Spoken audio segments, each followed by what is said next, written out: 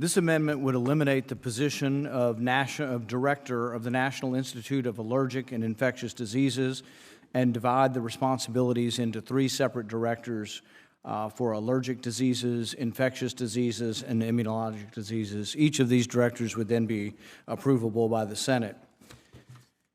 Advances in science often happen when we question conventional wisdom. History gives us too many examples of what happens when people in power make scientists bend to dogma. At the end of his life, Galileo was kept under lock and key just for telling a scientific truth that people in power, the government, didn't want to hear. Luckily, we don't have the Inquisition anymore, but we do have scientific elites who don't want their opinions to be questioned.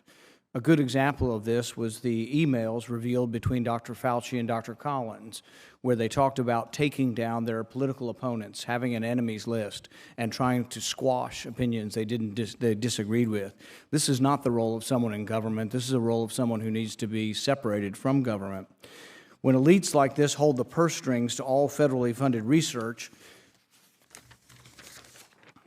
in a certain field, grant applicants aren't likely to voice a dissenting opinion. A scientist's job is to experiment and test a hypothesis and scrutinize the results. But if certain assumptions can't be questioned, scientific breakthroughs won't happen. Cures and treatments will go undiscovered, medical advancement will be slow and incremental at best. According to their mission statement, the National Institute of Health exists to foster fundamental creative discoveries, innovative research, strategies, and their applications. This is a noble goal, but during the current pandemic, it's been undermined by the structure of NIH itself. Of the 27 institutes and centers within NIH, one has come to overshadow all others, the National Institute of Allergy and Infectious Disease. The jurisdiction of NIAID covers everything from asthma to Ebola, from peanut allergies to the plague.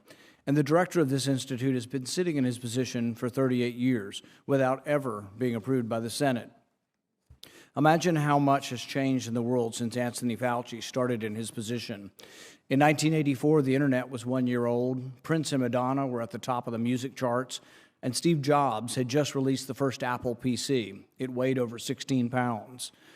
The one thing that's remained the same over all this time is Dr. Fauci, at the head of the most powerful institute at NIH. The emails that have been revealed show him to be a petty, partisan politician who's not above taking down his scientific enemies, not above having an enemies list. This is someone who really seriously needs to be separated from government. My amendment will make sure that no one person can hold that job for generations with no accountability. It divides the NIAID into three different institutes, one for allergic diseases, one for infectious diseases, and one for immunologic diseases. This aligns with their current mission to better understand, treat, and ultimately prevent these types of diseases. The directors of the three new institutes will be appointed by the President, confirmed by the Senate, and serve for 5-year terms, but they can be reappointed. This will provide the accountability that's sorely lacking at the NIH today. I ask for your support.